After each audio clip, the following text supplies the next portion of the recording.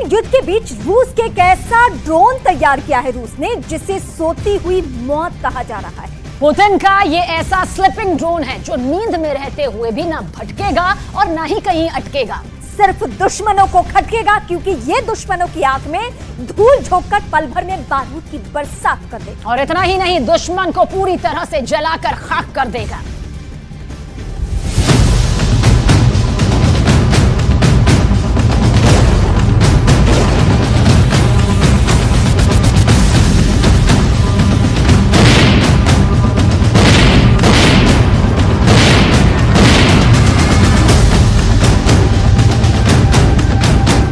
Putin ने निकाला सोती मौत वाला ताबूत। पहले सोता है, फिर नींद से उठकर ताक लगाकर हमला करता है पुतिन का नया ड्रोन। पुतिन का स्लीपिंग ड्रोन कैसे यूक्रेन में नया कहर ढाने वाला है, इस ड्रोन की चर्चा पूरे रूस में है। रूस का यह सीक्रेट ज़ेलेंस्की से पहले यूरोप को पता चल गया है और यही वजह है कि अब यूक्रेन से ज्यादा पूरा नाटो जानना चाहता है।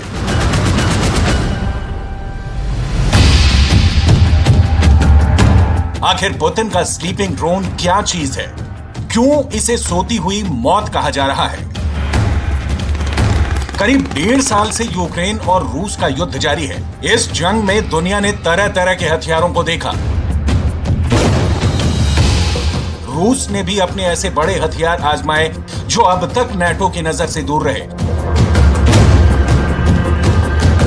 मिसाइल, तोप, बख्तरबंद गाड़ियां और बमों से यूक्रेन में तबाही हो रही है। जवाब में यूक्रेन ऐसे हथियारों को चला रहा है जो अभी तक प्रैक्टिस रेंज के बाहर कभी नहीं चलाए गए।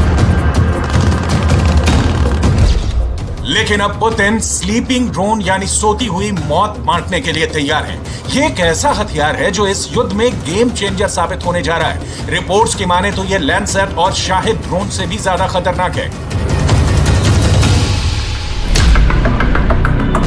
ऐसे में ज़ेलेंस्की के पास विकल्प क्या है? यूक्रेन इस वक्त तुर्की, अमेरिका और नाटो देशों से मिलने वाले ड्रोन से अपनी ताकत दिखा रहा है। वो इन ड्रोन से क्राइमिया से लेकर मॉस्को तक हमले कर रहा है। इसलिए पुतिन के लिए जरूरी था कि वो अपनी ड्रोन वाली सीक्रेट ताकत का एक छोटा सा ट्रेलर अमेरिका और उसके साथियों को दिखा दे।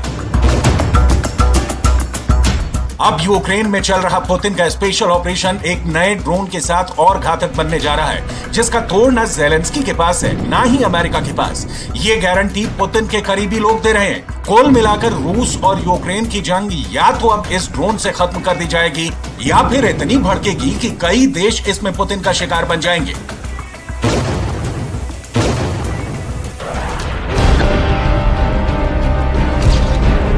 इसीलिए कहा जा रहा है कि पुतिन ने निकाल लिया है सोती मौत वाला ताबूत। रूस एक ऐसा ड्रोन तैयार कर रहा है जो सटीक हमला करने में तेज है।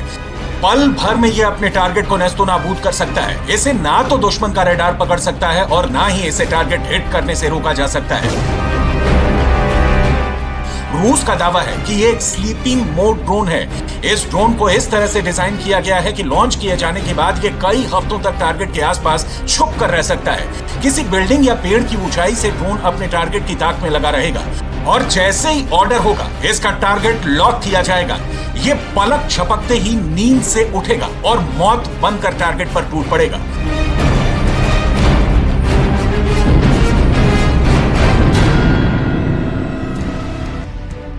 रूस के centre for integrated unmanned solutions का कहना है कि ड्रोन से टारगेट को कम समय में ही हिट किया जा सकता है। अभी इस्तेमाल होने वाले ड्रोन को लॉन्च करने से पहले टारगेट सेट किया जाता है, फिर उसे लॉन्च किया जाता है, जिससे समय ज्यादा लगता है, तो दुश्मन के पकड़ में भी आने का डर रहता है।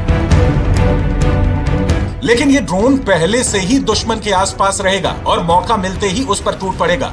इस दौरान ये ना ही अपने सिग्नल एक्टिव रखेगा, ना ही रिमोट के जरिए इसे ऑपरेट किया जाएगा, ताकि दुश्मन को इसकी खबर ना लगे। स्लीपिंग ड्रोन के इस प्रोजेक्ट से जुड़े दिमित्री कोजिकिन का दावा है एफपीवी ड्रोन के शीर्ष मॉडल को हाइबरनेट ड्रोन के रूप में केंद्रीय डिजाइन ब्यूरो में विकसित किया गया था। हाइबरनेट वाला ड्रोन हमले के लिए एक जगह पर तैनात किया जा सकता है। ये कई हफ्तों तक स्लीपिंग मूड में रह सकता है।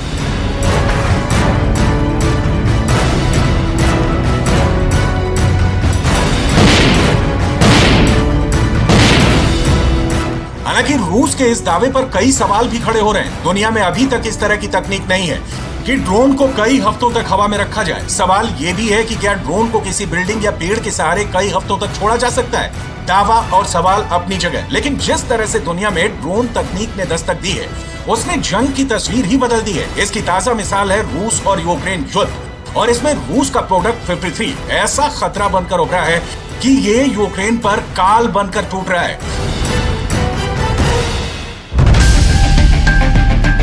अभी तक रूस ईरान से लिए ड्रोन से यूक्रेन की सेना को भारी नुकसान पहुंचा चुका है। मुहाजिर 6, शाहिद 136, शाहिद 131, अराश ट्रू जैसे ईरानी ड्रोन ने यूक्रेन के 45% तोपखाने को तबाह करने में बहुत ही शानदार काम किया है। लेकिन अब रूस ने लैंसेट क्लास के कामिकाज़े ड्रोन की सुपर सफलता के बाद एक ऐसा ड्रोन जंग में उतार दिया है जो तबाह होती यूक्रेन की फौज के ताबूत में आखिरी कील साबित हो सकता है।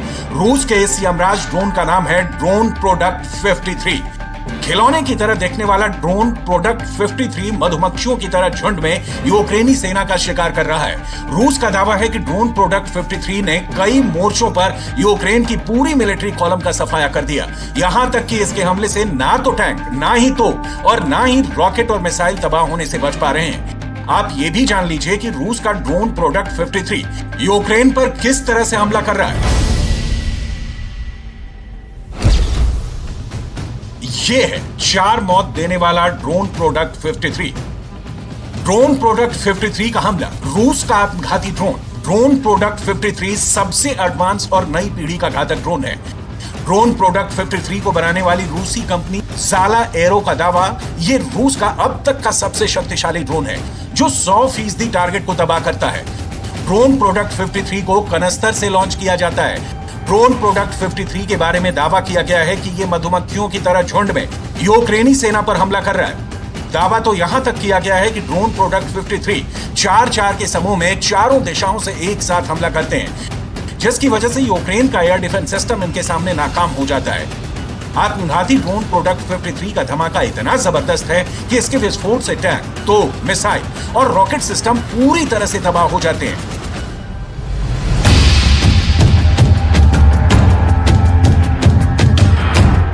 कुल मिलाकर यूक्रेन में रूस का स्पेशल ऑपरेशन रोकने की तमाम कोशिश नाकाम रही है। नाटो भी इस बात का एहसास कर चुका है। नाटो भी अभी तक ज़ेलेंस्की का साथ देने के नाम पर कुछ चुनिंदा हथियार देने के अलावा कुछ नहीं कर पाया है। नाटो की मदद भी फेल साबित हो रही है और ज़ेलेंस्की बहुत बड़ी मुश्किल में घिर चुके हैं, जिसमें से उन्हें सिर्फ रूस निकाल सकता है, ऐसा पुतिन के समर्थक दावा करते हैं।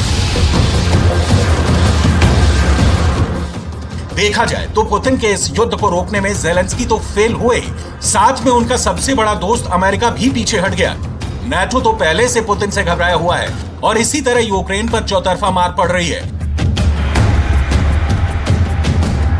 इसमें कोई शक नहीं कि यूक्रेन में हो रहे ड्रोन और मिसाइल हमलों की पूरी दुनिया में आलोचना हो रही है।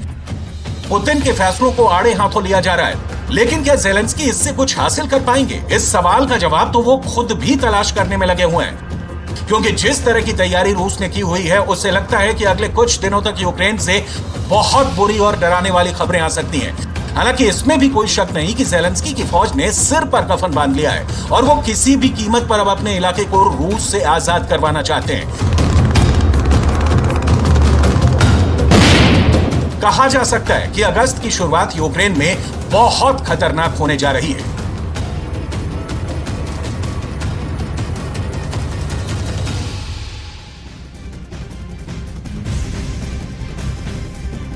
और देखिए, रूस ने यूक्रेन के साथ साथ नाटो को भी इस महाजंग में अब रगड़ना शुरू कर दिया है। इधर अमेरिका समेत नाटो के सभी 31 देश हैरान है कि आखिर रूसी सेना के हथियार खत्म क्यों नहीं हो रहे। तो वहीं दूसरी तरफ पश्चिमी देशों की खुफिया एजेंसियों ने दावा किया कि रूस में इस वक्त 12 गुना हथियारों का तेजी से उत्पादन हो रहा है। और ऐसे में सवाल तो ये उठता है, तो फिर नाटो यूक्रेन को जंग कैसे जितवा पाएगा?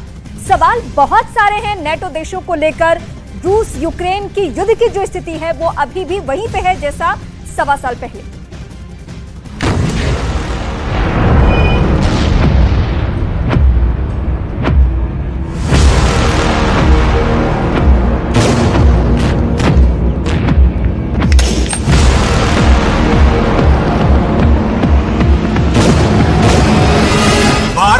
हमले देखकर चीख पड़े बाइडेन। 17 महीने की जंग में अगर किसी की सबसे बड़ी और शर्मनाक हार हो रही है तो वो है 31 देशों से बने नाटो की। नाटो ने पश्चिमी मीडिया के जरिए दुनिया को यही झूठ बताया कि रूस के हथियार खत्म हो रहे हैं और पुतिन का रूस अपने इतिहास की सबसे बुरी हार का सामना करने जा रहा है।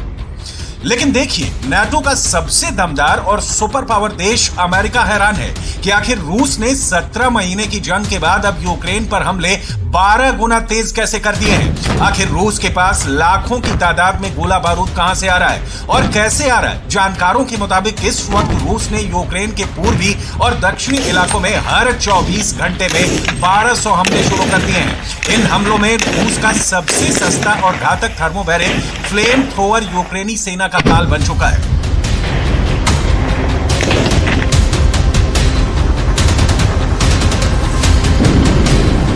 आग में जला दिए 700 यूक्रेनी सैनिक।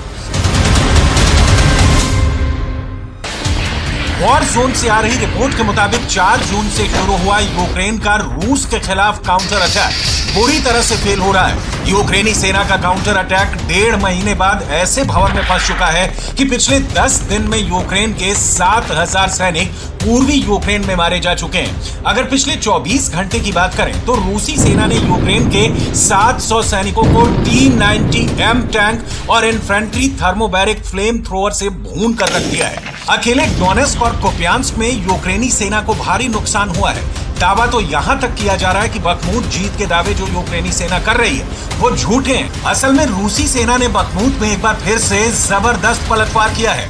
इधर दूसरी तरफ ज़ेलेंस्की के जनरल समझा नहीं पा रहे हैं कि आखिर 518 दिन की जंग के बाद भी रूस सेना यूक्रेनी सेना पर हावी कैसे है। आखिर रूस के पास हथियारों की भारी कमी क्यों नहीं हो रही है। इधर दूसरी तरफ अमेरिका को खुफिया एजेंसियों ने रूस के हथियारों पर ऐसी रिपोर्ट सौंप दी है जिसने अमेरिका और नाटो के होश उड़ा दिए हैं।